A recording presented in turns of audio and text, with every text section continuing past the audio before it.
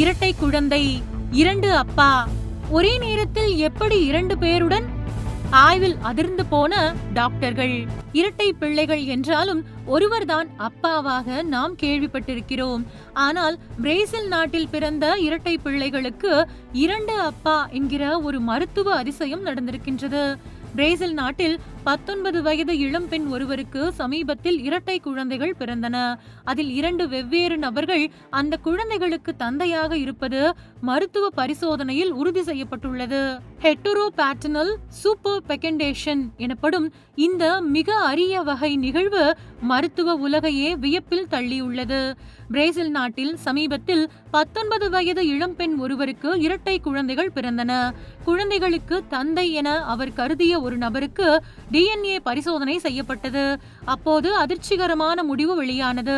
அந்த நபரின் DNA ஒரு குழந்தையுடன் மட்டுமே ஒத்துப்போனது, மற்றொரு குழந்தையுடன் ஒத்துப்போகவில்லை. இதனால் குழப்பம் அடைந்த அந்த பெண் அதே நாளில் அவர் மற்றொரு ஆணுடன் உறவு கொண்டதை நினைவு கூர்ந்தார்.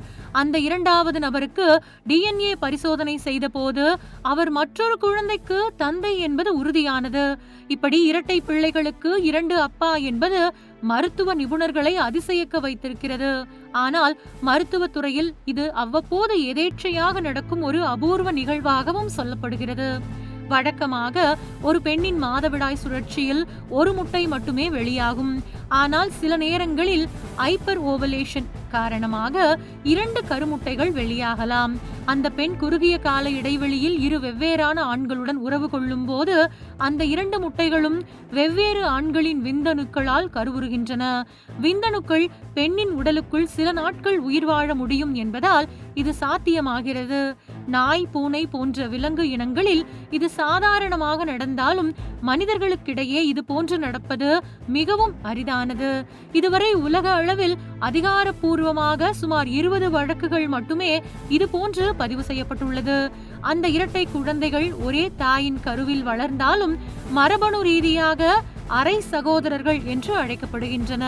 பிரேசில் நாட்டில் ஒரு இளம் பெண்ணுக்கு பிறந்த இரட்டை பிள்ளைகளுக்கு 2 அப்பாக்கள் என்கின்ற இந்த தகவல் சமூக வலைதளங்களில் காட்டு தீயாக பரவி வருகிறது. மனித உடலின் சிக்கலமான அமைப்புக்கு இதுவே சாட்சி என்றும் மருத்துவ நிபுணர்கள் கூறுகின்றனர். அதே சமயம் இது போன்ற இரட்டை குழந்தைகளின் சட்டப்பூர்வமான பொறுப்புகள் மற்றும் பராமரிப்பு குறித்து நீதிமன்றம் மூலம் தீர்வு காணப்படலாம் என்று எதிர்பார்க்கப்படுகின்றது.